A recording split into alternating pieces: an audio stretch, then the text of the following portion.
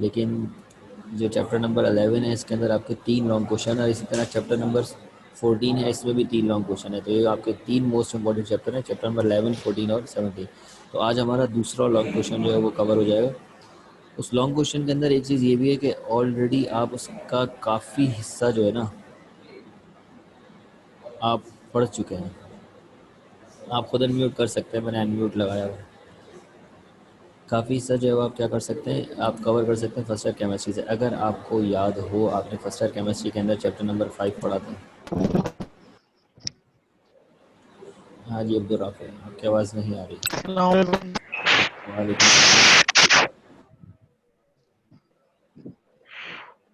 Sir मुझे ये पूछना था कि ना ये आपने जो सबसे पिछली 27 और जो अस्सलामुअलैकुम। क्लास। एक मिनट रोएल, अब्दुल राफे आवाज़ कट रही है। हेलो सर, आवाज आ रही? शोर आ रहा है, डिस्टॉर्शन आ रही है। अब्दुल राफे बिल्कुल समझ नहीं आ रहा, चैट पे बता दो सर कि माइक का मसला है, क्या मसला है, अल्लाह जाने। रोहिल की आवाज़ बहरहाल सही आ रही है। हाँ रोहिल, सर हाँ रोहिल बोलो, तुम्हारी आवाज़ सही आ रही है। सर अस्सलामुअलैकुम। वालेकुम सलाम। सर आई थिंक पहला चैप्टर आधा से ज्यादा हो गया होगा, लेकिन मुझे तो कुछ भी नहीं पता, कुछ भी नहीं याद, ना कुछ देखा है ना कुछ समझा है। नहीं मतलब समझा तो है, कोई क्या सुभान करे, मिड अल्लाह। टर्म असाइनमेंट भी आ लास्ट गया, क्लास में मैंने पेपर काफ़ी भी आ चीज़ें गया। आपसे क्लियर कर दी थी, मैंने कहा था ये चीज़ें कर लो मोस्ट लास्ट इम्पोर्टेंट, क्लास वो में भी कर लो। लास्ट क्लास एंड में मेरा इंटरनेट चला गया, एंड में नेट चला गया मेरा एंड टाइम पे। अब वो किसी से ले लेना, बच्चों ने स्क्रीनशॉट वगैरह लिए होते ना, किसी से ले लेना, वरना वो कोशिश करूँगा मैं आज की नहीं लास्ट नहीं, क्लास में ये फिर नहीं बता दूँ। देते, ये नहीं देते किसी के, अरे चलो ये किसी लास्ट को नहीं क्लास में, देते ये बच्चे। और कोशिश करके फिर बता दूंगा, ठीक है। अभी सर बाहर आज की क्लास को तो आज ही लास्ट क्लास है आज।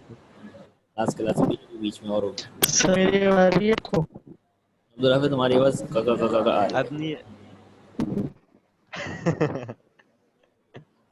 मतलब बिल्कुल क्लियर नहीं आ रही है। सवाल पूछ सकता हूँ?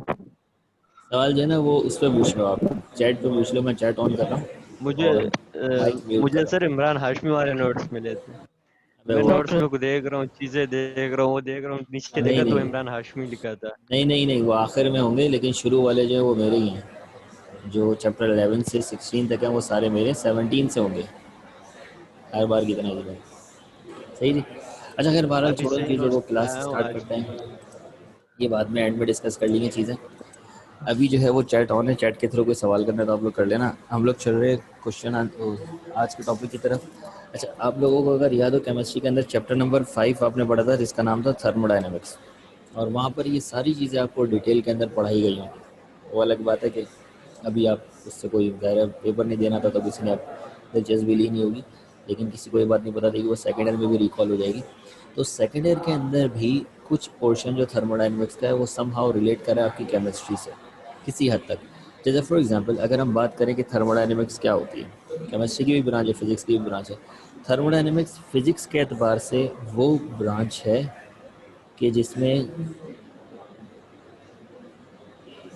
हाँ पूछ लेना मैसेंजर को, कोई मसला नहीं। अच्छा, फिजिक्स की वो ब्रांच है जिसमें हम हीट से डील करते हैं। अब ये हीट हमारे लिए किस तरह फ़ायदेमंद हो सकती है, हीट से हम क्या काम ले सकते हैं, हीट से हमारे घरों में जो बिजली आ रही है उसका क्या ताल्लुक है, हीट से जो हमारी कार्स मूव हो रही हैं ये किस तरह मूव हो रही हैं, तो हीट को किस तरह हम यूटिलाइज़ कर सकते हैं, किसी और फॉर्म ऑफ एनर्जी में कन्वर्ट कर सकते हैं कि हीट हमारे लिए तो किसी काम की है नहीं, लेकिन अगर उससे कोई ऐसी एनर्जी कन्वर्ट होकर हमें मिल जाए जो हमारे लिए यूज़फुल हो तो वो हमारे लिए काम की होगी। तो हीट को स्टडी करना, हीट की एप्लीकेशन देखना, ये सारा आपका फिजिक्स की जो ब्रांच है वो थर्मोडाइनमिक्स में आता है। थर्मोडाइनमिक्स में हम हीट को सबको समझते हुए पढ़ते हैं कि हीट से हम क्या फ़ायदे ले सकते हैं। इसके लिए जब हीट से हमें फ़ायदा लेना होता है तो भैया सीधी सी बात है, हीट किसी चीज़ को दी जाती है और उस चीज़ को जिसको हम हीट प्रोवाइड कर रहे हैं उसको हम एज अ सिस्टम ट्रीट करते हैं। जैसे फॉर एग्जांपल मेरे पास एक कार है, ठीक है, अभी जो कार है ना मेरे पास, इस कार के अंदर फ्यूल व्यूल मौजूद है, सब कुछ है, एक्स वाई जेड। अब ये कार अगर लेट्स से मैं आपसे कहता हूँ ये मेरा सिस्टम है कार, ये कार जो है मेरा क्या है, सिस्टम है। तो अब इस कार की जो बाउंड्रीज़ हैं, इस बाउंड्रीज़ के बाहर जो चीज़ें मौजूद हैं वो मेरी क्या होगी, सराउंडिंग होगी, ठीक है। और जिसको मैं स्टडी कर रहा हूँ, जिसको मैं देख रहा हूँ, जिस पे मैं वर्क कर रहा हूँ कि हीट जो मैं इसको फ्यूल दे रहा हूँ, फ्यूल से ये मूव करेगी, आगे जाएगी तो कार जाएगी ना, कार का ताल्लुक है। लेकिन फॉर एग्जांपल बाहर रोड इतने ख़राब हैं, पाकिस्तान में हम कार चला रहे हैं, गड्ढे आ रहे हैं, पानी आ रहा है, पानी पड़ा हुआ है, ठुकरें, तो इसमें कार बेचारी की क्या गलती है यार? कार की तो कोई गलती नहीं है, तो सिस्टम तो ओके है ना। मसला किसके साथ है? सराउंडिंग के साथ है। तो हमें जब भी हीट प्रोवाइड करनी है, हीट की एप्लीकेशन देखनी है, तो सिर्फ हम सिस्टम पे फोकस नहीं कर सकते, हमें सिस्टम के साथ उसकी सराउंडिंग को भी देखना होता है कि किस तरह की सराउंडिंग हमें मिली हुई है। तो सिस्टम वो होता है जिसको हम स्टडी कर रहे हैं, जो अंडर द ऑब्जर्वेशन होता है, ठीक है। और सराउंडिंग वो होता है जिसका अमल दखल सिस्टम पे इनडायरेक्टली या डायरेक्टली हो सकता है। जैसे मैंने आपको बताया, रोड ब्रेकर्स हैं या कील वगैरह मौजूद है, या फिर हवा बहुत तेज़ चल रही है जिससे जो कार को जो है वो स्लो डाउन कर रही है कार को, एक्स वाई जेड कोई भी सिचुएशन हो सकती है। तो हमारे पास दो चीज़ें होती हैं, एक सिस्टम और दूसरा होता है सराउंडिंग, ठीक है। अच्छा, सिस्टम की टाइप्स की बात करें तो कितने टाइप के सिस्टम है जो हम ऑब्जर्व करते हैं, ठीक है। हाँ, वो टॉपिक मैं बाद में कराऊंगा अब्दुल्ला, कोई मसले वाली बात नहीं। सिस्टम की अगर हम बात करें तो हमारे पास तीन टाइप के सिस्टम हैं। एक वो सिस्टम होता है जिसको हम कहते हैं ओपन सिस्टम। ओपन इस लिहाज से कि उसके अंदर आप किसी भी वक्त मैटर ट्रांसफ़र कर सकते हैं और किसी भी वक्त एनर्जी भी ट्रांसफ़र कर सकते हैं। यानी कि एक सपोज़ करें पानी का गिलास है, पानी के गिलास के अंदर मैं मज़ीद पानी ऐड कर दूं तो मैंने मैटर ट्रांसफ़र कर दिया। पानी के गिलास के अंदर मैं हॉट वाटर ऐड कर दूं तो पानी गर्म हो जाएगा, ठंडा बर्फ़ डाल दूं, आइस क्यूब डाल दूं तो कूल डाउन हो जाएगा, तो मैंने एनर्जी भी ऐड कर दी। तो मैं दोनों काम कर सकता हूँ उस वाटर के गिलास में, मैटर को भी कभी भी ऐड और सब्ट्रैक्ट कर सकता हूँ और एनर्जी को भी कभी भी ऐड और सब्ट्रैक्ट कर सकता हूँ। तो ऐसे सिस्टम को कहा जाता है ये एक ओपन सिस्टम है। जबकि जब बात की जाए क्लोज सिस्टम की, तो क्लोज सिस्टम में आप एनर्जी को तो किसी तरह ट्रांसफ़र कर सकते हैं लेकिन मैटर को ट्रांसफ़र नहीं कर सकते। फॉर एग्ज़ाम्पल, अगर हमारे पास कोई ऐसी चीज़ है जिसके अंदर पहले से मैटर मौजूद है, जैसे कोक है फॉर एग्ज़ाम्पल, कोक पैक है बिल्कुल, मैं आपसे कहता हूँ इस कोक को आप और मज़ीद कोक ऐड करो, तो आप नहीं ऐड कर सकते, वो आपका क्लोज सिस्टम है इस लिहाज से कि आप मैटर ऐड नहीं कर सकते। लेकिन अगर मैं हाँ कहूँ कोक को ले जाओ चूल्हे पे ले जाके गर्म कर दो, जैसे आप गर्म करोगे उसमें हीट तो ट्रांसफ़र होना शुरू हो जाएगी ना, तो हीट तो ट्रांसफ़र हो रही है लेकिन मैटर जो है वो ट्रांसफ़र नहीं कर पा रहे। इसी तरह टूथपेस्ट है आपका, उसके अंदर आप मज़ीद पेस्ट तो नहीं डाल सकते, मैटर तो आप नहीं इंसर्ट कर सकते, लेकिन अगर आपको गुस्सा आ जाए आप उसको जला दें तो क्या हो जाएगा, आपने हीट तो उसको ट्रांसफ़र कर दी। तो ऐसे सिस्टम को कहा जाता है क्लोज सिस्टम, जिसके अंदर क्या ट्रांसफ़र होता है, एनर्जी तो ट्रांसफ़र की जा सकती है लेकिन मैटर मज़ीद ट्रांसफ़र नहीं किया जा सकता। लास्ट सिस्टम होता है आपका आइसोलेटेड सिस्टम। आइसोलेटेड तो आजकल बहुत ही कॉमन लफ्ज़ है, जिसको कोरोना हुआ वो चले जाए आइसोलेशन में। आइसोलेशन का मतलब ये है कि किसी से भी कांटेक्ट में ना रहे, बिल्कुल अलग थलग अपनी दुनिया में चला जाए। ये आइसोलेटेड सिस्टम में ना एनर्जी ट्रांसफ़र कर सकते हो आप, ना मैटर ट्रांसफ़र कर सकते हो, बिल्कुल ही आप बाउंड हो जाते हो। एक ऐसा सिस्टम होता है जिसके अंदर किसी भी तरह बाहर सराउंडिंग से सिस्टम में कुछ भी नहीं आ सकता, नेदर एनर्जी नॉर मैटर। तो these are three kinds of system जो हम पढ़ते हैं थर्मोडायनेमिक्स के अंदर। ओपन सिस्टम को स्टडी करते हैं, कभी क्लोज सिस्टम को स्टडी करते हैं, कभी आइसोलेटेड सिस्टम को स्टडी किया जाता है अकॉर्डिंग टू द सिचुएशंस। अब बात की जाए कि थर्मोडायनेमिक्स में जो पहली चीज़ आती है वो आती है कि भाई थर्मोडायनेमिक्स में वर्क कैसे होता है। जिसे मैकेनिक्स के अंदर हम कहते हैं वर्क बराबर होता है एफ डॉट डी के। फोर्स की वजह से अगर डिस्प्लेसमेंट प्रोड्यूस हो जाए तो हम कहते हैं कि वर्क हुआ है। तो थर्मोडायनेमिक्स में वर्क कैसे होता है, जब आप हीट देते तो ऐसा क्या होता है जिससे आप कहते हैं कि भाई हाँ वर्क हुआ है। तो what is work done in thermodynamic system, हमें ये सबसे पहले कैलकुलेट करना होगा। अच्छा, एक चीज़ आप नोट डाउन कर लें, ये जो थर्मोडायनेमिक्स वाला चैप्टर चल रहा है ना, इसके अंदर जो थर्मोडायनेमिक्स वाला जो पोर्शन चल रहा है, इसमें जो हमें सिस्टम कंसीडर करना है वो आपका हर बार सिलेंडर ही होगा, ठीक है। सिस्टम क्या होगा आपका, हर बार सिलेंडर ही होगा, और वो फिट किससे होगा, पिस्टन से ही वो फिट होगा, और हम उसे ऑब्जर्व करेंगे, बस उसकी सेटिंग चेंज करते रहेंगे। तो इसका मतलब ये हुआ कि हर बार जो मेरी वर्डिंग है कंसीडर करने के एतबार से, मुझे चीज़ों को कंसीडर करना होता है ना, तो कंसीडर करने के एतबार से मेरी वर्डिंग जो है वो हमेशा सेम रहेगी, कभी चेंज नहीं होगी, ठीक है। तो जैसे फॉर एग्जांपल मैं बात करने के लिए जा रहा हूँ, एक सिस्टम को कंसीडर करूँगा और उसमें थर्मोडायनेमिक्स के थ्रू वर्क डन को चेक करूँगा, तो उसके लिए मुझे हीट से वर्क करवाना होगा, हीट देनी होगी और चेक करना होगा कि हीट किस तरह वर्क कर सकती है। तो इसके लिए देखिए मैंने क्या सपोज़ करा, मैंने सपोज़ करा मेरे पास एक सिलेंडर है जो कि फिट हुआ है पिस्टन से। A cylinder fitted with piston contains certain amount of gas in it which act as a working substance. इस गैस के थ्रू वर्क होगा। अगर गैस नहीं होगी तो ये पिस्टन ना ऊपर हो सकता है ना नीचे। तो गैस वो वर्किंग सब्सटेंस है जो वर्क करवाएगी, वर्क डन जिसकी वजह से होगा। ये नहीं कि हीट देने तो वर्क कौन करेगा भाई, कोई वर्किंग सब्सटेंस तो हो ना जो हीट कर सकता है। तो वर्किंग सब्सटेंस का होना भी ज़रूरी है। तो वो है हमारे पास यहाँ पर इस वक्त गैस। पिस्टन की जो इनिशियल हाइट है मैं इसको मान लेता हूँ लेट्स से कि ये y1 है, ठीक है। इनिशियल हाइट h1 भी बोल सकते हैं, कोई फ़र्क नहीं पड़ता। इसकी एक डायमेंशन है h1, मतलब एक साइड है हाइट। और इसका अगर वॉल्यूम की बात की जाए, पूरा जो 3 डायमेंशन में अगर मैं इसको देख रहा हूँ तो 3 डायमेंशन में अगर इसकी बात की जाए तो ये वॉल्यूम बन जाएगा। और इसका वॉल्यूम जो है लेट्स सपोज मैं कह लेता हूँ v1 है। अभी इनिशियल वॉल्यूम जो है वो v1 है, ठीक है। इसके ऊपर जो प्रेशर है वो मैं रखता हूँ कांस्टेंट। मैं प्रेशर को चेंज नहीं करता। चलो प्रेशर से हम आज़ाद हो जाते हैं। प्रेशर पी है इसका, जितना भी है वो उतना ही प्रेशर है। अगर इतना पिस्टन का वजन है और ये जो 2 ब्लॉक मैंने रख दिए इतना ही प्रेशर होगा, इससे ज़्यादा प्रेशर मैं इस पर एग्जर्ट नहीं करूँगा। अब मुझे इसको हीट देनी है और हीट से ही चेक करना है कि वर्क किस तरह होगा। तो मैंने सिस्टम को हीट देना शुरू किया। Delta Q amount of heat जो है वो मैंने सप्लाई करी। ऐसा करने से आपको जो पिस्टन है वो ऊपर की तरफ मूव हुआ, ऊपर की तरफ मूव हुआ। और एक पर्टिकुलर पॉइंट के ऊपर आके सपोज कर लेते हैं कि रुक गया। इस पॉइंट पे आके आपका जो पिस्टन है वो स्टॉप हो गया, ठीक है। और इसकी जो फाइनल हाइट हो गई वो क्या हो गई, वो हो गई y2। तो initial height of the system was y1 and the final height of the system is y2। तो इसने वर्क जो करा है, क्योंकि मुझे तो वर्क चाहिए, इसने जो वर्क करा है ड्यूरिंग दिस ट्रांसफॉर्मेशन करा है कि जो यहाँ से यहाँ ट्रांसफ़र हुआ है इसका पिस्टन, ये किसने करा है, ये गैस ने हीट को एब्जॉर्ब करने की वजह से इनकी काइनेटिक एनर्जी बढ़ गई। और ये तो इसका मतलब ये वो डिस्टेंस है जो इसने कवर करा है, उसको मैं कहूँगा डेल्टा वाई। ये डिस्प्लेसमेंट में वर्क हुआ है। जैसे फॉर एग्जांपल अगर आपको याद हो फर्स्ट ईयर के अंदर R2 माइनस R1 कहते थे कि ये डिस्प्लेसमेंट के ड्यूरेशन में वर्क हुआ। इतने डिस्प्लेसमेंट इस पॉइंट से इस पॉइंट पे लेकर गए हैं तो वर्क हुआ। इससे पीछे क्या था हमें नहीं पता, इससे आगे क्या है हमें नहीं पता। हमारा जो वर्क हुआ वो इन 2 पॉइंट्स के दरमियान हुआ, तो फिर हम उसे डेल्टा आर लेते थे, डिस्प्लेसमेंट नहीं लेते थे। इसी तरह यहाँ पे अगर मैंने इसको डेल्टा वाई बोला हुआ है तो मैं वर्क में इसको डेल्टा वाई लूँगा, मैं इसको डिस्प्लेसमेंट नहीं ले सकता। एक चीज़। दूसरी चीज़ आप नोटिस करें, जो फोर्स लगाएगा गैस का मॉलिक्यूल्स वो इसी डायरेक्शन में लगाएगा और ये मूव भी इसी डायरेक्शन में करेगा। तो दोनों में एंगल जो होगा वो क्या होगा, 0 डिग्री होगा।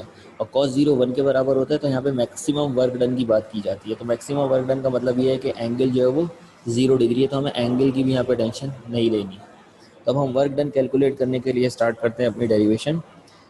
सबसे पहले तो हमने वर्डिंग लिख दी होगी कि consider a cylinder fitted with piston contain certain amount of gas in it, gas working as a working substance. और इसके अंदर if we are delta Q heat supplied to a system at constant pressure then the volume of the system changes from V2 to V1, V1 to V2 and its height changes from Y1 to Y2।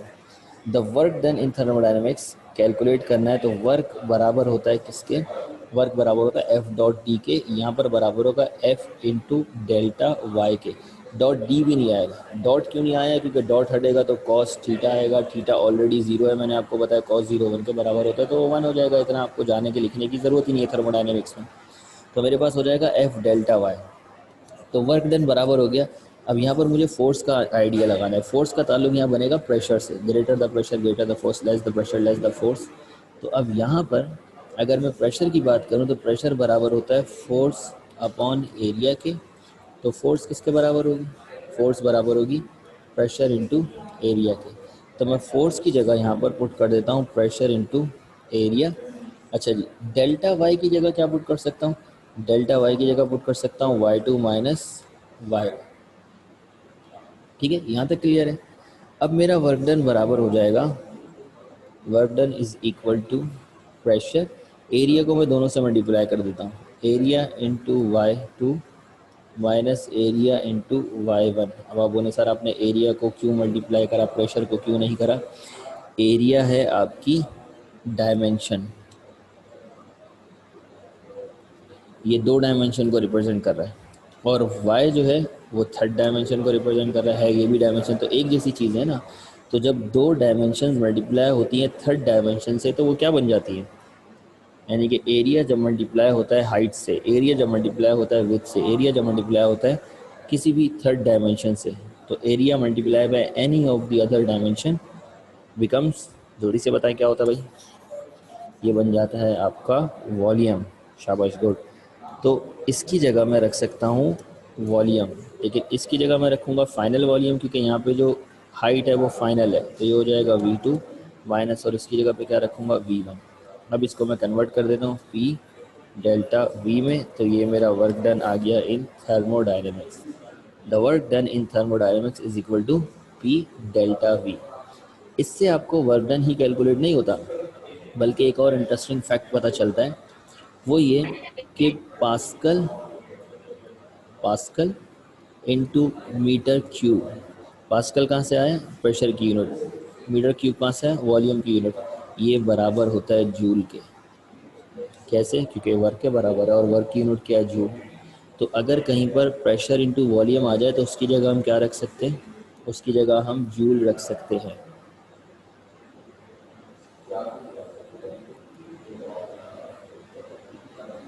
हाँ, तो delta we मैंने भी लिखा, मैंने कुछ और लिख दिया, डेल्टा वी ही तो है।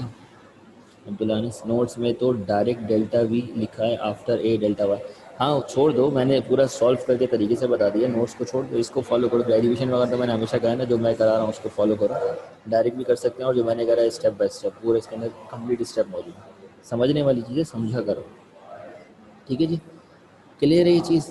This is called work done in thermodynamics. अब ये जो हमने वर्क डन कैलकुलेट करा है थर्मोडायनेमिक्स के अंदर, थर्मोडायनेमिक्स के अंदर एक लॉ है जो आपने ये भी ऑलरेडी पढ़ा हुआ होगा, चैप्टर नंबर 5 केमिस्ट्री के अंदर ऑलरेडी आपने पढ़ा हुआ एक लॉ, जो कि लॉ कहलाता है ट्रायंगल बी है Y2। अब 3 डायमेंशन में वो वॉल्यूम हो जाएगा, और अगर मैं 1 डायमेंशन में देख रहा हूँ तो Y। अच्छा जी, अब यहाँ पर आता है आपका first law of thermodynamics.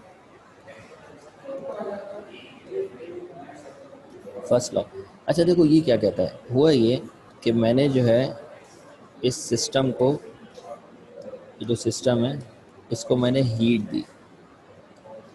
Heat जो मैंने दी वो दी 200 जूल। इस सिस्टम का जो पिस्टन है वो मूव होके चला गया यहाँ पर, और इस ड्यूरेशन में इसने करा वर्क। वर्क जो इसने मुझे दिया वो सपोज करो दिया 100 जूल। तो अब मैं आपसे कहूँ कि भाई हीट जो है वो एनर्जी है, और एनर्जी ना तो डिस्ट्रॉय होती है ना ही क्रिएट की जा सकती है, but it can only be transfer from one form of energy to other form. तो इसका मतलब तो ये हुआ यहाँ पे, तो ये लॉ फालतू बेकार हो रहा है, law of conservation of energy destroy हो रहा है। और क्यों डिस्ट्रॉय हो रहा है? ये इसलिए डिस्ट्रॉय हो रहा है कि भाई यहाँ पर आपने जितनी हीट दी उतना वर्क नहीं किया, तो बाकी का जो हमने हीट दी है वो कहाँ गई? तो यहाँ पर फर्स्ट लॉ ऑफ थर्मोडायनेमिक्स ने चीज़ों को एक्सप्लेन करा और law of conservation of energy को वेरीफाई करा। इसीलिए इसको also law of conservation of energy भी कहते हैं बाज़ वक़्त। अगर आपसे एमसीक्यूज़ में पूछ ले कि first law is also known as, तो ये law of conservation of energy से भी जाना था। इन्होंने बोला आपने इसको जो वर्क दिया है ना, वो वर्क इसने करा है, लेकिन कुछ एनर्जी इसने अपने लिए सेव कर ली है as an its internal energy. तो जो 100 जूल आपको नहीं मिली वो सिस्टम की इंटरनल एनर्जी में सेव हो गई। फॉर एग्जांपल पहले इसके मॉलिक्यूल जो है वो स्लो मूव कर रहे थे, आपने इसको हीट दी, इसके मॉलिक्यूल जो तेज़ तेज़ मूव होना शुरू करा, तभी तो इन्होंने पिस्टन को ऊपर मूव करा। तो जब इन्होंने तेज़ मूव होना शुरू करा तो कुछ एनर्जी इन्होंने अपने पास भी तो रखी होगी ना तेज़ मूव होने के लिए। तो वो जो एनर्जी होगी इनकी क्या कहलाएगी? Internal energy. तो कुछ energy as a internal energy इन्होंने अपने पास स्टोर करी, और कुछ एनर्जी से इन्होंने वर्क करा। सारी की सारी हीट जो आपने दी इससे इन्होंने वर्क नहीं करा। तो यहाँ पर अगर आप बात कर रहे हैं हीट एनर्जी की, तो आपकी जो हीट एनर्जी है वो 2 हिस्सों में डिस्ट्रीब्यूट हो रही है, delta W plus delta you.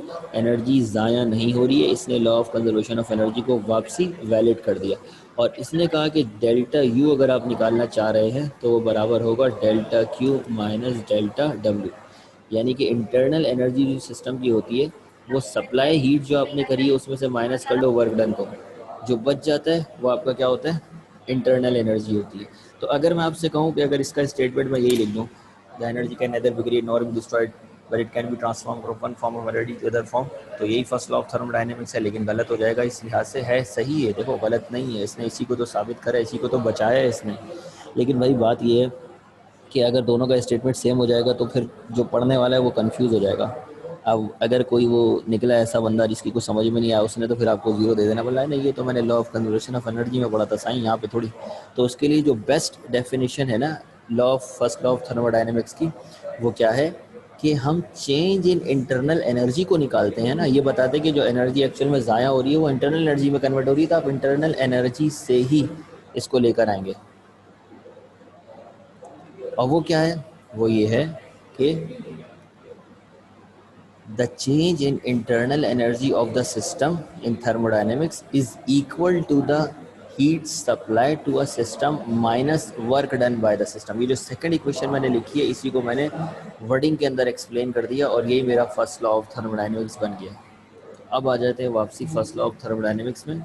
First law of thermodynamics के दो स्टेटमेंट्स हैं। जो बेस्ट स्टेटमेंट है वो आपका कौन सा है कि the change in internal energy of the system in any thermodynamic process is equal to the heat flows into the system minus work done by the system. Mathematically it can be written as delta U which means UF minus UI is equal to delta Q minus delta W. और delta Q यहाँ पे represent कर रहा है amount of heat जो आपने supply करी है, डेल्टा यू रिप्रेजेंट कर रहा है it's internal energy and delta W represent कर रहा है वर्क डन। अब डेल्टा क्यू पॉजिटिव भी हो सकता है और नेगेटिव भी हो सकता है। अब ये पॉजिटिव कब होगा और नेगेटिव कब होगा ये एक्चुअल में हमें समझना है इस तरह कि देखें, अगर फॉर एग्जांपल मैं सिस्टम को हीट दे रहा हूँ तो उसके पास वर्क करने की चीज़ आ रही है, तो मेरे लिए जो सिस्टम के लिए हीट है वो पॉजिटिव होगी, ठीक है। लेकिन अगर मैं उससे हीट ले रहा हूँ, मैंने उसको किसी ठंडी चीज़ से कनेक्ट कर दिया तो हीट उसमें से एब्जॉर्ब होगी, हीट मेरी तरफ आएगी। अगर आपने हीट के बारे में पढ़ा, हमेशा हायर कंसंट्रेशन से लोअर कंसंट्रेशन की तरफ जाती है। तो अगर मैंने उसको किसी हीट सोर्स से नहीं बल्कि हीट सिंक से ज्वाइन करवा दिया है तो हीट वापसी रिवर्ट होगी। ऐसी सूरत में आप क्या कहेंगे कि हीट को हम नेगेटिव लेंगे। If the heat is given out from the system then it is negative, otherwise it is positive. जब बात करते हैं वर्क डन की, तो वर्क डन की भी अब दो कैटेगरीज हैं। नंबर वन, एक तो वर्क डन ये होता है कि भाई सिस्टम आपको दे रहा है, तो ये तो पॉजिटिव हुआ ना, सिस्टम ही को तो वर्क डन देना है, आपने थोड़ी ना वर्क करना। अगर आप किसी को बाहर से काम करवाने के लिए बुला कर लेकर आए और आपको ही काम करना पड़े तो फिर क्या फ़ायदा ऐसे काम का, तो वो तो नेगेटिव होगा ना। तो इसीलिए कहते हैं जब सिस्टम आपका वर्क डन कर रहा होता है तो this is called positive work. Work done by the system is always positive. Whereas if you are working on a system, अगर आप सिस्टम पे काम कर रहे हैं तो फिर वो पॉजिटिव नहीं है, वो फिर कहलाता है नेगेटिव वर्क डन। तो इस साइन की कन्वेंशन का आपने लिहाज करना है, कब आपने पॉजिटिव लेना है वर्क को, कब आपने नेगेटिव लेना है वर्क को, ठीक है जी। तो ये कुछ साइंस से रिलेटेड चीज़ें थी जो आप याद कर लीजिए। अब इससे आता है रिलेटेड कुछ बहुत ही ईजी से न्यूमेरिकल था, बहुत ही आसान न्यूमेरिकल था, बिल्कुल ऐसे प्लस माइनस करो आंसर आ जाए, इतने आसान न्यूमेरिकल। वो न्यूमेरिकल्स क्या हैं? पहला न्यूमेरिकल जो है ये मैं आपको एक्सप्लेन करने के लिए जा रहा हूँ, फिर आगे के जो तीन न्यूमेरिकल है वो चुटकियों में आपने सॉल्व कर देंगे, ठीक है जी। अच्छा, तो जो पहला न्यूमेरिकल मैं सॉल्व करने के लिए आ रहा हूँ, पूरा तरीके से मैं आपको सॉल्व करके दिखा रहा हूँ। उसके अंदर कह रहा है in a certain process 400 joule of heat is supply to a system. जो डेटा है अगर मैं उसमें देखूँ तो सबकी यूनिट देखो जूल ही होगी, हीट की यूनिट भी जूल है, वर्क की यूनिट भी जूल है, और अल्लाह आपका भला करे इंटरनल एनर्जी की यूनिट भी जूल है। वही पता कैसे चलेगा, आपको पढ़ना पड़ेगा न्यूमेरिकल और देखना होगा कि इसने क्या चीज़ आपको गिवन करी है। जैसे यहाँ पर आपसे कहता है 400 joule of heat are supply to a system, तो ये वो हीट है जो सिस्टम को सप्लाई हुई है, तो हमने क्या डेल्टा क्यू हो गया मेरे पास 400 joule. And eight the same time 150 joule of work is done by the system. System ने वर्क आपको करके दिया है, पॉजिटिव होगा, कितना वर्क हो गया 150 joule of work done by the system. What is increase, increase कहते हैं चेंज को, कितना चेंज हुआ है, उसकी इंटरनल एनर्जी बढ़ी है, या इंक्रीज हो या डिक्रीज हो, दोनों सूरतों में चेंज ही होता है। तो डेल्टा यू जो है वो आपसे कह रहा है क्वेश्चन मार्क है। तो भैया इससे ज़्यादा आसान न्यूमेरिकल क्या हो, फार्मूला लगेगा delta U is equal to delta Q minus delta W. तो डेल्टा यू आपका बराबर आ जाएगा 400 माइनस 150, तो डेल्टा यू कितना हो गया 250 joule. The change in internal energy of the system is 250 joule, unit इसकी भी जूल ही रही।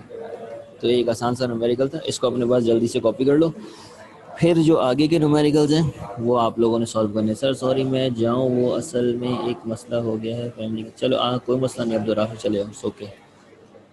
जो रिपीट लेक्चर होगा ना जो यूट्यूब के ऊपर अपलोड होगा उसमें से देख लेना, और बाकी कोई सवाल वगैरह होंगे तो इंशाल्लाह फिर हम अगली क्लास में डिस्कस कर लेंगे।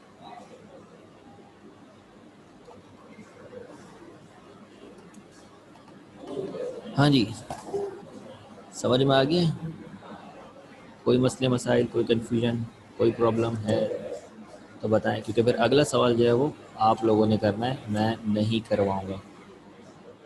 चैनल का नाम है भाई, चैनल का कोई नाम नहीं है, वो जो आपको दिया गया है आईडी पासवर्ड, उसमें से जाके देखेंगे ना, वहाँ पे रिकॉर्डेड लेक्चर 1 आवर के लिए, मतलब पता नहीं शायद 12 बजे 2 बजे तक के लिए अपलोड कर देते हैं। या आपको कोचिंग एडमिन वाले बता सकते हैं, उनको फ़ोन करके पूछें कहाँ पर अपलोड होते हैं, क्या होता है। जो आपको एक वो दिए ना उन्होंने आईडी पासवर्ड, उसमें से जाकर देख सकते हैं। वो तो गुड हो गया, लेकिन बात यह है कि जो यहाँ पर आप समझ रहे हैं वहाँ पर आप सवाल नहीं कर सकते, वहाँ पर बस आप बैठे रहेंगे उर्दू बन के। अटेंडेंस में आपकी लगा दूँगा अब्दुल राफ़ी, ठीक है भाईजान। ये लॉग ही चल रहा है अभी, ये तो अभी तो शुरू हुआ है, अभी ख़त्म नहीं होने पे इसमें टाइम लगेगा। अभी देखो कहाँ ख़त्म होता है, फिर कितना लॉन्ग आता है वो मैं आपको बताता हूँ।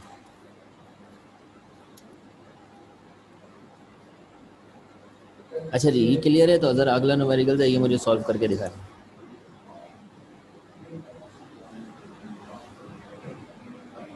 ये आप लोगों का क्लास असाइनमेंट है, जल्दी से इसको सॉल्व करके मुझे बताएं क्या आंसर आ रहा है, फिर आगे चलते हैं। अच्छा, अगर ये लॉन्ग क्वेश्चन जो मेरा टारगेट है, इसके लिए आपको फर्स्ट लॉ ऑफ थर्मोडायनेमिक्स और वर्क डन इन थर्मोडायनेमिक्स को समझना बहुत ज़रूरी था। ये लिंक हैं चीज़ें सारी आपस में। अगर आपने ये नहीं समझा तो फिर आपके लिए application of the first law of thermodynamics बिल्कुल बेकार हो जाती है, ठीक है ना। अब ये एप्लीकेशन है क्या फर्स्ट लॉ ऑफ थर्मोडायनेमिक्स की? देखो, हम सिस्टम को हीट प्रोवाइड कर रहे हैं और हीट से वर्क हो रहा है, इंटरनल एनर्जी के अंदर भी चेंजिंग आ रही है, लेकिन हम सिस्टम को किस किस तरीके से हीट प्रोवाइड कर सकते हैं, मुख्तलिफ़ तरीक़ों से हम हीट प्रोवाइड कर सकते हैं और चेक कर सकते हैं कि अब ऐसे हीट प्रोवाइड करने से क्या हुआ, अगर हम ऐसा करेंगे हीट प्रोवाइड, तो ये उसकी एप्लीकेशंस कहलाती हैं कि फ़र्स्ट लॉ में क्या चेंज आएगा अगर हम कोई फ़िज़िकल कंडीशंस को चेंज करके उसके ऊपर हीट अप्लाई करें, थर्मोडायनेमिक्स अप्लाई करें। तो these are called application of the first law of thermodynamics. जो 4 इसकी टॉप मोस्ट एप्लीकेशन हैं वो आपकी कौन कौन सी हैं? नंबर 1 जो आपकी पहली एप्लीकेशन है वो कहलाती है आइसोबैरिक प्रोसेस। नंबर 2 आपकी कहलाती है आइसोकोरिक प्रोसेस। नंबर 3 आपकी कहलाती है आइसो थर्मल प्रोसेस। और नंबर 4 आपकी कहलाती है एडियाबैटिक प्रोसेस। ये जो प्रोसेस हैं एडियाबैटिक, आइसोथर्मल, आइसोकोरिक, इसके अंदर हमने कोई ख़ास चेंजिंग करे होंगे, वो चेंजिंग की वजह से फर्स्ट लॉ चेंज हो जाएगा, मतलब उसकी इक्वेशन चेंज हो जाएगी। जनरली फर्स्ट लॉ की इक्वेशन ये है, delta Q is equal to delta W plus delta U, या डेल्टा यू को इधर भेज दो, क्यू माइनस कर दो, बात एक ही। अब जो पहला वाला प्रोसेस है ना, इस प्रोसेस में हम वर्क डन तो चेक करते हैं, लेकिन किस तरह चेक करते हैं वर्क डन? हम चेक करते हैं एट कांस्टेंट प्रेशर, यानी कि इसके अंदर हम प्रेशर को कांस्टेंट रखेंगे। तो आइसो का मतलब होता है सेम, बैरिक का मतलब होता है प्रेशर, चाहे बैरोमीटर में प्रेशर नापने के लिए जो यूज़ होता है बैरोमीटर, तो बैरिक प्रेशर से निकला है। तो ऐसा प्रोसेस जिसके अंदर प्रेशर आपका कांस्टेंट हो वो आइसोबैरिक प्रोसेस कहलाता है। और प्रेशर कांस्टेंट रखते हुए अगर हम वर्क हीट अप्लाई करें या वर्क डन देखें क्या होगा, तो ये आपका कहलाएगा first application of first law of thermodynamics. दूसरी तरफ अगर हम बात करें आइसो सेम कोरिक वॉल्यूम को कहते हैं, तो एक ऐसा प्रोसेस जिसमें volume of the system remains constant is called isochoric process. Thermal आपको मालूम है हीट से निकला है, टेम्परेचर को रिलेट करता है, तो ऐसा प्रोसेस जिसके अंदर टेम्परेचर जो है वो आपका कांस्टेंट हो वो आपका आइसोथर्मल प्रोसेस कहलाता है। और एडियाबैटिक का ताल्लुक है हीट से, ना ही सिस्टम में हीट आ सकती है ना हीट जा सकती है, तो हीट अगर कांस्टेंट हो जाए तो ये आपका प्रोसेस कहलाता है एडियाबैटिक प्रोसेस। तो टोटल आपके पास 4 एप्लीकेशन है, 4 तरीके से हम फर्स्ट लॉ को अप्लाई कर सकते हैं। इसके अलावा कोई फिफ्थ मेथड नहीं है। Isobaric process, isochoric process, isothermal process, adiabatic process. अब हमने पेपर के अंदर आपके पास सवाल आएगा what is first state first law of thermodynamics and explain any one of the application, any two of the application. Long में जब आएगा तो 2 एप्लीकेशन देता है, शॉर्ट में आता है तो 1 एप्लीकेशन पूछ लेता है। लेकिन ये एप्लीकेशन है इसमें से कोई भी 2 पूछेगा, ऐसा नहीं होगा चारों एप्लीकेशन पूछे। चारों पूछता है तो फिर ये लॉन्ग का भी लॉन्ग हो जाएगा, तो इतना लंबा सवाल नहीं आता। जनरली आपसे 2 एप्लीकेशन कोई भी उठा के पूछ लेगा, ये आपका लॉन्ग क्वेश्चन है। लेकिन फर्स्ट लॉ ऑफ थर्मोडायनेमिक्स से ही पूछेगा क्योंकि उसकी एप्लीकेशन है ना, तो उसकी इक्वेशन तो लाजमी आपको पता होनी चाहिए, उसी से तो फिर ये एप्लीकेशन बनी है इसकी, तो इसीलिए उससे लिंक करता है सवाल। ठीक है, तो आज हमें कोशिश करनी है कि ये चारों प्रोसेस जो है मैं आपको समझा दूँ और एक्सप्लेन कर दूँ। तो वक्त को ज़ाया किए बगैर स्टार्ट करते हैं। सबसे पहले हमारा प्रोसेस नंबर 1 जिसको हमने नाम दिया है आइसोबैरिक प्रोसेस। पहले पोर्शन में आपने इसको करना होता है डिफाइन। ठीक है, डिफाइन मैं नहीं करूँगा तो मैं आपको बता चुका हूँ। A thermodynamic process in which the pressure of the system remains constant is called isobaric process. ठीक है, तो डेफिनेशन तो आप हर किसी की खुद से कर सकते हैं।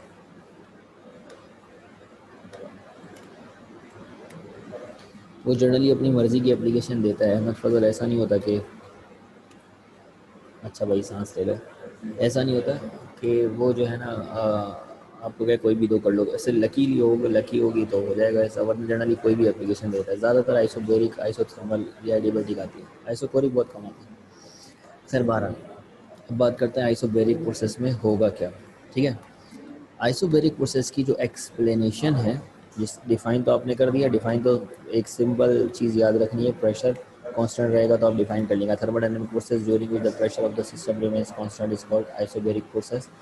तो अब एक्सप्लेनेशन में अगर हम चलते हैं,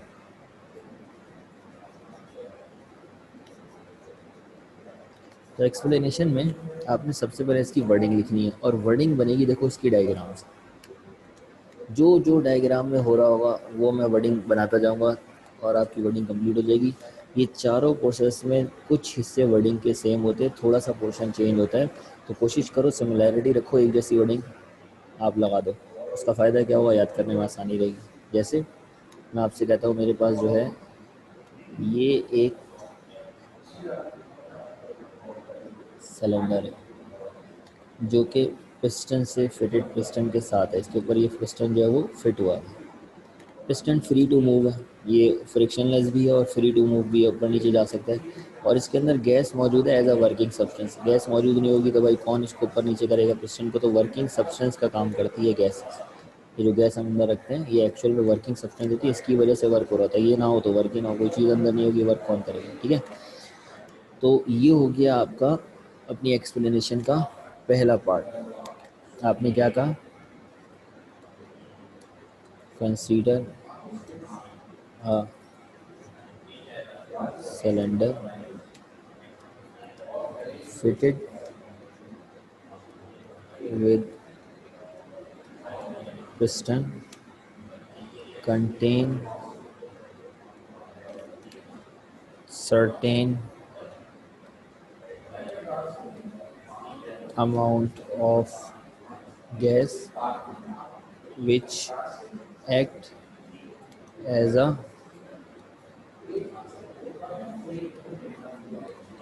working substance। ठीक है, तो पहला पोर्शन आपका सब में सेम रहेगा।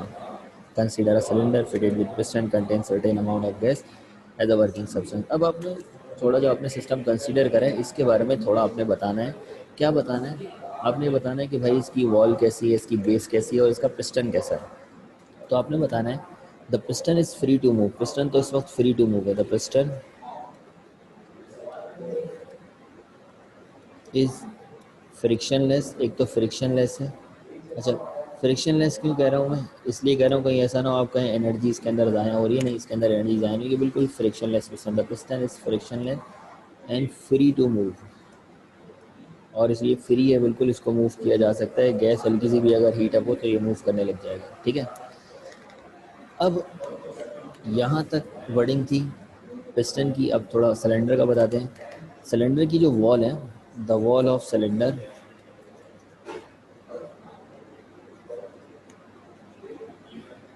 आर नॉन कंडक्टिंग, यानी कि वॉल से ना हीट इंटर हो सकती है ना हीट जा सकती है, whereas base is conducting. हम बेस से जो है वो हीट दे सकते हैं, अगर हमें हीट देनी होगी तो हम बेस की तरफ से इसको हीट देंगे, जबकि वॉल से ना हीट इन हो सकती है ना आउट हो सकती है, ताकि जो है वो एक ही जगह रहे जहाँ से हम हीट इसको प्रोवाइड करें, हीट लॉस होने के चांसेस कम से कम हो। ठीक है ना, ऐसा ना हो हम बेस से हीट दे रहे हैं तो वॉल भी उसकी कंडक्टिंग है, बदला हीट वहाँ से कुछ ज़ाया हो रही है, तो हमने एक परफेक्ट आइडियल सिस्टम जो है ना वो कंसिडर कर लिया। ये हमारी हो गई सेकेंड वर्डिंग। ठीक है, काफ़ी हद तक ये भी सेम रहेगी, थोड़ा बहुत चेंज आएगा लेकिन काफ़ी हद तक हर एप्लीकेशन में ये सेम रहेगी, इसलिए मैं इसको लिखवा रहा हूँ। ऑल दो नोट्स में मौजूद है लेकिन फिर भी मैं इसलिए लिखवा रहा हूँ ताकि आप इसको और आसान कर लें अपने लिए। ठीक है, ज़िंदगी आसान हो। अब क्योंकि बात हो रही है आइसोबैरिक प्रोसेस की, अब यहाँ से आइसोबैरिक प्रोसेस वाली वर्डिंग आती है कि मैं सिस्टम को हीट दूंगा, कांस्टेंट प्रेशर पे दूंगा और उसका वॉल्यूम V1 से V2 चेंज हो जाएगा। अब ये बात मुझे बतानी है, if delta Q heat is supplied to a system at constant pressure P, pressure change नहीं होगा तो क्या होगा, its volume changes from V1 to V2 and piston will move upward, piston आपका ऊपर की तरफ मूव होगा, piston will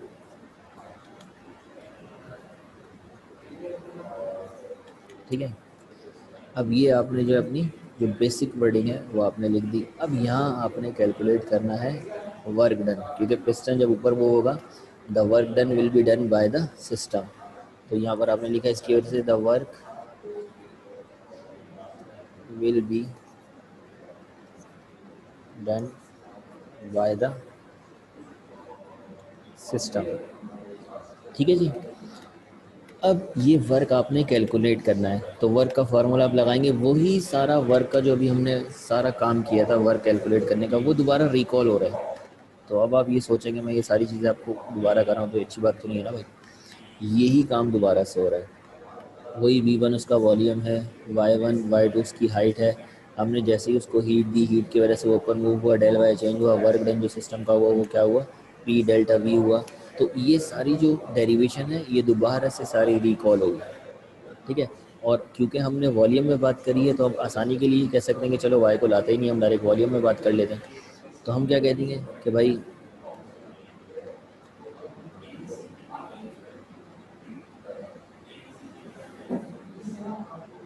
work done can be given as, जो वर्क डन आपका चेंज हुआ है वो हुआ फोर्स इनटू डेल वाई हुआ है, तो ये हो जाएगा pressure into area into del Y.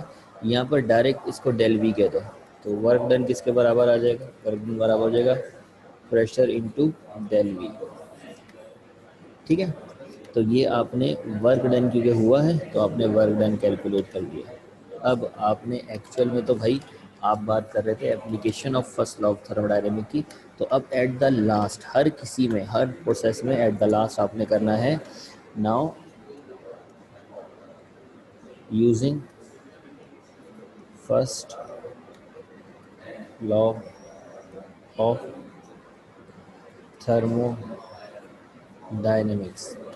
हम first law of thermodynamic use कर रहे हैं, अगर हम first law of thermodynamic use कर रहे हैं तो वो क्या था, delta Q is equal to delta W plus delta U, तो delta Q is equal to P delta V इसकी जगह आ जाएगा वर्क की जगह, plus delta U as it is. अब देखो क्या चेंज आया, वर्क के अंदर चेंज आ गया, तो दिस इज फर्स्ट लॉ है, तो ये first law, this is first law of thermodynamics in term of, लेकिन किस में है, इन टर्म ऑफ आइसोबैरिक फोर्सेस। ये आपका है तो फर्स्ट लॉ ऑफ थर्मोडायनेमिक्स, लेकिन first law of thermodynamics isobaric process में है कि जब आइसोबैरिक प्रोसेस होगा तो ये इस तरह नज़र आएगा। एक्चुअल में ये है first law of thermodynamics in isobaric process में ये ऐसा नज़र आएगा। ये आपका पहला जो आधा पार्ट है वो सॉल्व हो गया। जैसे दो आते हैं ना लॉन्ग, मैंने बताया, तो एक तो हमने सॉल्व कर लिया एटलीस्ट। ठीक है जी, क्लियर है। अब चलते हैं इसके दूसरे पार्ट की तरफ। दूसरा जो पार्ट है वो है हमारा आइसोकोरिक प्रोसेस। अच्छा जी, अगर आइसोकोरिक की बात की जा रही है तो पहले आपने क्या करना होगा, डिफ़ाइन करना होगा। डिफ़ाइन मैं नहीं करूँगा, आप लोगों को मालूम है किस तरह डिफ़ाइन कर रहे हैं। A thermodynamic process in which the volume of the system remains constant is called isochoric process. अब मुझे कंसिडरेशन करनी है वर्डिंग की, लेकिन एक चीज़ आपने यहाँ पे नोटिस करी कि मैंने कहा है कि वॉल्यूम को मैं मूव नहीं, मतलब वॉल्यूम को मैं चेंज नहीं होने दूंगा। तो अगर ये मेरा पिस्टन, ये जो मेरा पिस्टन है ना, ये अगर ये मूव हो गया ना तो वॉल्यूम चेंज हो जाएगा, और वॉल्यूम चेंज हो गया तो फिर ये आइसोकोरिक प्रोसेस नहीं रहेगा। फिर आप उसको जो मर्ज़ी कह लो, लेकिन आप आइसोकोरिक प्रोसेस नहीं कह सकते। फिर क्या करना होगा, हमें इस पिस्टन को फिक्स करना होगा। तो सपोज़ करो मैं यहाँ नट लगा देता हूँ, यहाँ नट लगा देता हूँ, और वर्डिंग के अंदर मैं कह देता हूँ भैया फ्रिक्शन लेस पिस्टन ज़रूर होगा, लेकिन it is not free to move, ये मूव नहीं हो सकता, मैंने इसको फिक्स कर दिया and it is unable to move. कौन, मेरा पिस्टन। पिस्टन मूव ही नहीं हो सकता। अब आप कुछ भी कर लो, गैस के मॉलिक्यूल्स अंदर पागल हो जाएंगे हीट की वजह से, लेकिन ये इसको धक्का देके ऊपर नहीं भेज सकते हैं। तभी तो ये आइसोकोरिक प्रोसेस होगा, वरना किस बात का आइसोकोरिक प्रोसेस अगर इसका वॉल्यूम ही चेंज हो गया है भाई।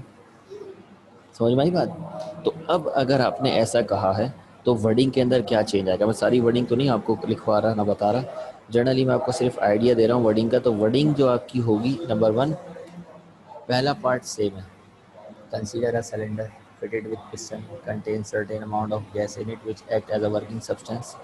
दूसरा पार्ट में सिर्फ ये चेंज हुआ, the piston is fixed and unable to move, लेकिन हाँ the wall of the piston are non conducting whereas the base of the piston is perfectly conducting. ये बात तो आपने लाजमी सेम रखनी है, इसमें तो कोई चेंज नहीं आएगा। अब आपने इसको हीट सप्लाई करनी है, ये बात भी सेम है। तो आपने कहा if delta Q amount of heat is supplied to a system as the volume is piston is unable to move and its volume can not be change. ये बात तो कंफर्म है ना। द इंटरनल एनर्जी और the pressure of the system will increase, वो pressure भी बढ़ जाएगा, उसकी इंटरनल एनर्जी भी बढ़ जाएगी। लेकिन एक्सप्लेनेशन के अंदर मैं ये कहूँगा कि the change in volume of the system will be zero. आप कुछ भी कर लो, उसका वॉल्यूम चेंज नहीं होगा। बात समझ में आ रही है। बुक वाली चलेगी, आपको अपनी समझ में अपनी लिख दो, जो आपका दिल चाहे वो लिख दो, लेकिन जो बात समझने की उस पर ज़रा ध्यान दो कि हम ये कह रहे हैं कि हम कुछ भी करके इसके वॉल्यूम को चेंज नहीं होने दे रहे। अब अगर इसका वॉल्यूम चेंज नहीं हो रहा तो भाई वर्क डन का जो फार्मूला है वो है पी डेल्टा वी। थर्मोडायनेमिक्स में जो वर्क डन का फार्मूला होता है वो होता है पी डेल्टा वी। तो अगर हम कहते हैं कि वॉल्यूम चेंज ही नहीं होता है, तो भाई प्रेशर को अगर मैं ज़ीरो से मल्टीप्लाई करूँ, क्योंकि वॉल्यूम तो चेंज ही नहीं हुआ, तो वर्क डन क्या आ जाएगा, वर्क डन आपका ज़ीरो हो जाएगा। तो इसका मतलब ये हुआ आइसोकोरिक प्रोसेस में delta we change in volume zero होता है, वॉल्यूम चेंज नहीं हो सकता, जिसकी वजह से आपका वर्क डन जो होता है वो क्या हो जाता है, ज़ीरो हो जाता है। अब मैं कहूँगा using first law of thermodynamics, first law of thermodynamics.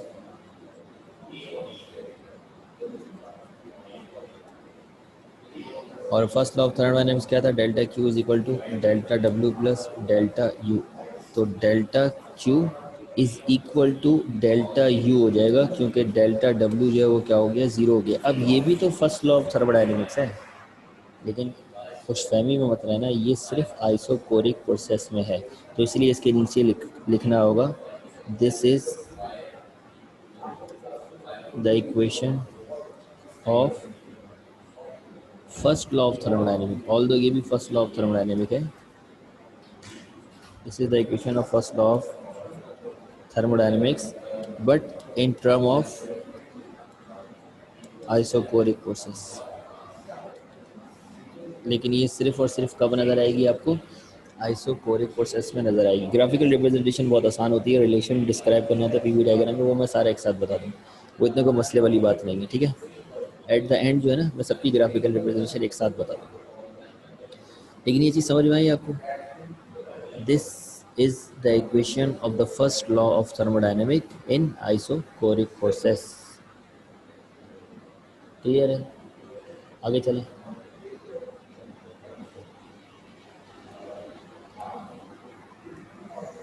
अच्छा जी, अब हम चलते हैं नेक्स्ट एप्लीकेशन की तरफ, जो कि है हमारा आइसोथर्मल प्रोसेस।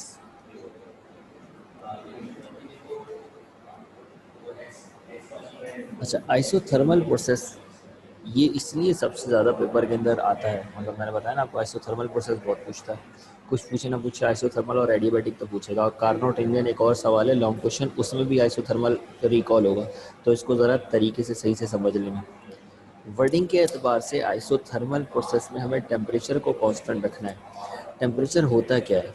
ये मेरे पास गैस का मॉलिक्यूल है, इसके पास एनर्जी है जिससे ये मूव कर रहा है, जो उसकी कहलाती है इंटरनल एनर्जी, यही इसके टेम्परेचर का रिस्पॉन्सिबल होता है।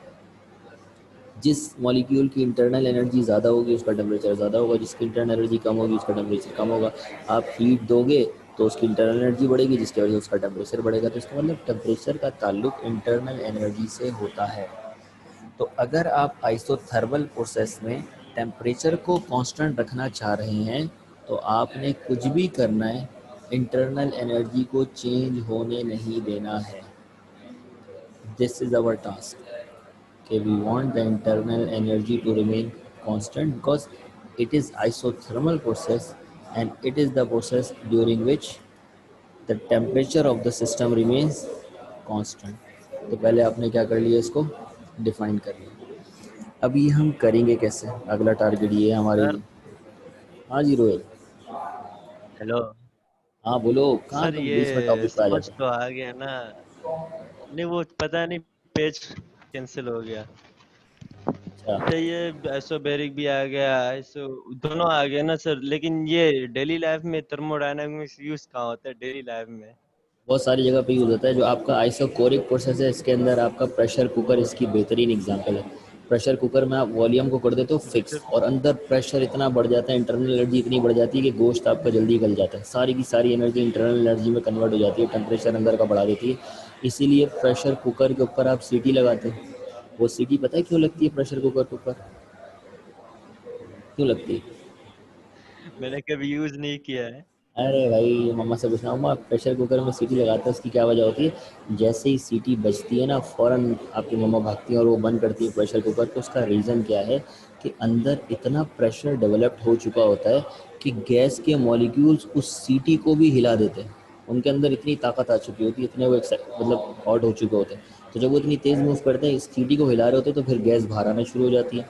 वो जो फिर गैस बाहर आती है, इससे हमें ये पता चलता है कि अब थोड़ी देर भी और अगर हमने उसको छोड़ दिया या सीटी अगर वहाँ पर नहीं होती, वो सीटी फिक्स करके कोई चले जाता, तो फिर वो ब्लास्ट हो जाता है, इंटरनल एनर्जी इतनी बढ़ गई।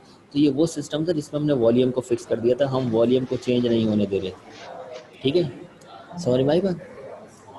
इसी तरह अब आएगा आइसोथर्मल और आइसो एडियाबैटिक, उसमें भी मैं चीज़ें बताता रहूँगा एप्लीकेशन। बहरहाल अभी जो है आप इसको देखो कि आइसोथर्मल प्रोसेस के अंदर क्या होता है। आइसोथर्मल प्रोसेस में क्लियरली अगर इक्वेशंस की बात करूं तो बहुत ही आसान है। इक्वेशन के एतबार से तो ये बहुत आसान है, हाँ वर्डिंग के एतबार से ना ये थोड़ा कॉम्प्लिकेटेड है। इक्वेशन के एतबार से क्यों आसान है, पहले मैं इक्वेशन वाला पोर्शन सॉल्व कर रहा हूँ, फिर मैं वर्डिंग वाला समझाता हूँ। इक्वेशन के एतबार से ये इसलिए आसान है कि भाई मुझे सिर्फ ये करना है कि डेल्टा यू को ज़ीरो करना है। अब ये लिखने में तो बहुत आसान है, लेकिन वर्डिंग में इसको एक्सप्लेन करना होगा कि आपने ये कैसे किया। अगर डेल्टा यू आपका ज़ीरो हो जाए, इंटरनल एनर्जी में किसी किस्म का कोई चेंज नहीं आए, तो मुझे बताओ फर्स्ट लॉ कैसा नज़र आएगा। नाउ दोबारा से वही लिखेंगे, first law in term of, तो क्या हो जाएगा, delta Q is equal to delta W plus delta U. Delta U तो आपका ज़ीरो हो चुका है, तो हो जाएगा delta Q is equal to delta W. और इसके नीचे मैं लाइन लिखूंगा, this is first law of thermodynamic in term of isothermal process. ठीक है, तो इसकी डेरिवेशन के एतबार से तो ये बहुत ही आसान है, बट डेल्टा यू को ज़ीरो बोल दो और आपका काम हो गया। लेकिन वर्डिंग के एतबार से ये हम कैसे कर रहे हैं, बुक वाली वर्डिंग भी सही है और आपकी नोट्स वाली वर्डिंग भी सही है, लेकिन वर्डिंग के एतबार से आपको समझना भी तो है ना कि भाई क्या लिख के आ रहे हैं। होता ये है कि देखो, ये मेरे पास एक सिस्टम है और इसको अगर मैं हीट दूंगा तो हीट की वजह से इसकी इंटरनल एनर्जी तो चेंज होगी हो। यहाँ पर अगर गैस के मॉलिक्यूल्स हैं तो इनकी इंटरनल एनर्जी ने तो चेंज होना है। तो मैं इसकी इंटरनल एनर्जी को वापसी नॉर्मलाइज कैसे करूँ? देखो, इस बात को समझो कि टेम्परेचर और वॉल्यूम का क्या रिलेशन है। याद है किसी को टेम्परेचर और वॉल्यूम का क्या रिलेशन है? कहीं पढ़ा भी था हमने। They are directly related according to Charles law. Temperature and volume are directly related according to Charles law. ठीक है ना? अब देखो क्या हो रहा है। ठीक है, अगर मैं इसको हीट दूं और हीट देने से इसका टेम्परेचर बढ़ने लग जाए तो मैं इसका वॉल्यूम भी बढ़ा दूंगा, तो टेम्परेचर वापसी अपनी जगह पे आ जाएगा। और अब ये मैं कैसे करूँगा? मैं बहुत सारे यहाँ पे ब्लॉक रख देता हूँ। ठीक है, बहुत छोटे छोटे से मामूली से मैंने ब्लॉक रख दिए जिसकी वजह से प्रेशर अप्लाई हो रहा है। ठीक है, और प्रेशर और वॉल्यूम तो आपको पता है ना, इन्वर्सली रिलेटेड है। अब मैंने इसको हीट देना शुरू करी, तो हम वर्डिंग के अंदर लिखेंगे delta Q heat is supply to a system. इसकी वजह से द वर्क डन तो होगा सिस्टम से, लेकिन जैसे ही इसका टेम्परेचर चेंज होने लगेगा हम ऊपर से एक प्रेशर को रिमूव कर देंगे। हम हीट सप्लाई कर रहे हैं, at the same time we are decreasing the pressure from the system so that its volume can be increase. इसके वॉल्यूम इंक्रीज हो जाने से इसका टेम्परेचर में बड़ा फ़र्क पड़ेगा। अब क्योंकि हम वॉल्यूम और टेम्परेचर को डायरेक्टली रिलेट करते हैं, तो इतने वॉल्यूम में अगर इसका टेम्परेचर सपोज करो 100 डिग्री सेंटीग्रेड था और अब मैंने इसका वॉल्यूम जो है वो बढ़ा दिया है, ठीक है, तो एक्चुअल में टेम्परेचर भी बढ़ा होगा ना, लेकिन मैंने क्योंकि अलग से इसको हीट दी है, उसने इसका टेम्परेचर बढ़ाया है, तो वॉल्यूम जैसे जैसे बढ़ने लगेगा, वॉल्यूम जो बढ़ने लगेगा तो टेम्परेचर वापसी इसका नॉर्मल होने लगेगा, वो दोबारा 100 पे ही जाने लगेगा। यहाँ मैंने लगा दिया एक थर्मामीटर जो सिर्फ ये रीड कर रहा है कि इसका टेम्परेचर जो है कितना है, वो 100 डिग्री सेंटीग्रेड है।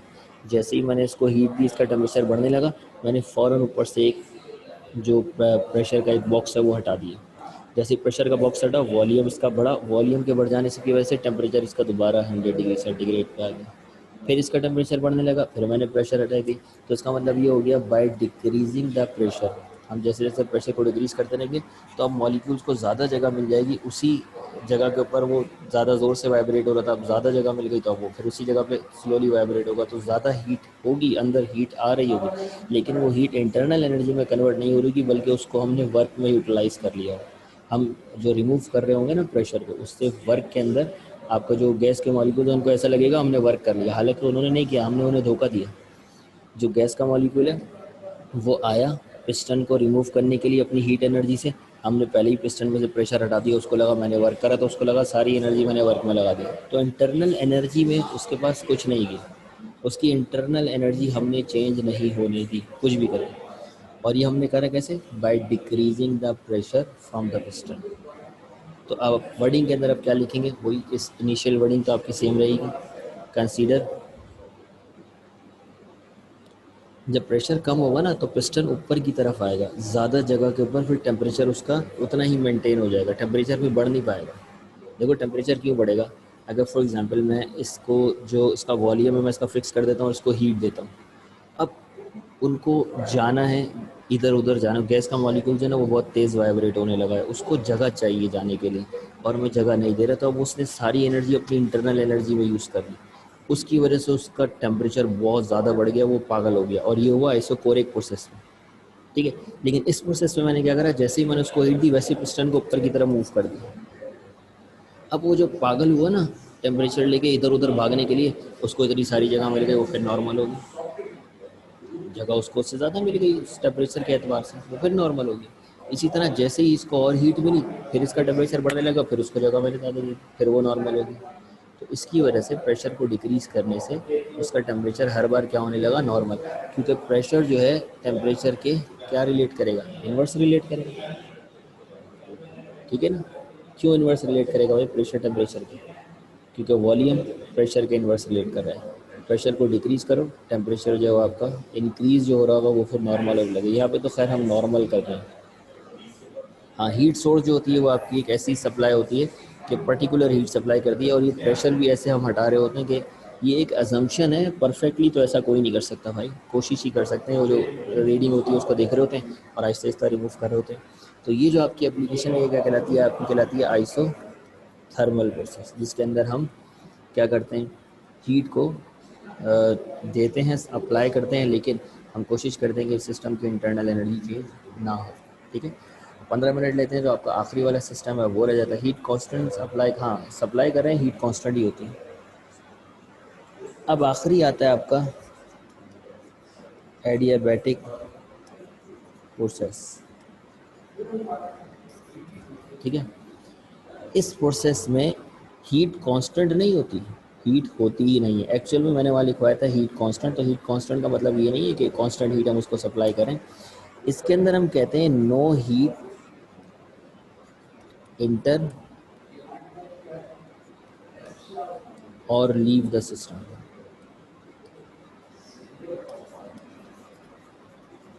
ना तो सिस्टम में कोई हीट आ सकती है, ना सिस्टम से हीट कोई जा सकती है।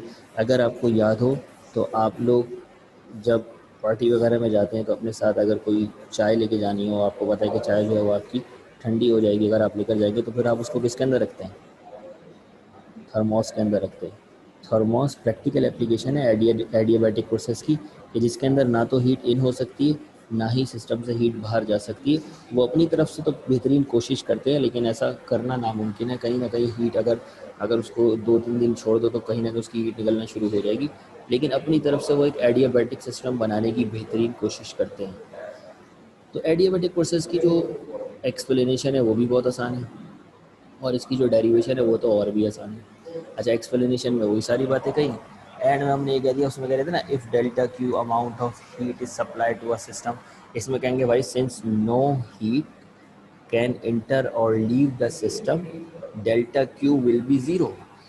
यानी कि ना हीट सिस्टम में जा सकती है, ना सिस्टम से हीट बाहर आ सकती है। यहाँ ये नहीं कि if delta Q amount of heat is supplied to a system, no, no heat can enter or leave the system, therefore delta Q is equal to 0, and the first law of thermodynamic आपका क्या बन जाएगा, delta Q is equal to delta W plus delta U। अगर मैं delta W is equal to minus delta U लिख दूँ तो बात गलत नहीं होगी, क्योंकि ये हो चुका है 0 और मैं डेल्टा U को इधर ले आया हूँ। इससे फ़र्क नहीं पड़ता नेगेटिव किसके साथ लगाओ, लेकिन डेल्टा Q आपका क्या हो चुका है, 0 हो चुका है, ठीक है जी। अब इसके अंदर आपने ये जो तीनों मैंने आपको एप्लीकेशंस पढ़ाई, इसके अंदर आपने एक चार्ट बना के एमसीक्यूज़ के लिए कुछ चीज़ें याद करनी है। क्या याद करनी है, ये चार्ट बना लो अपने पास। एक है आपका आइसोबैरिक प्रोसेस, दूसरा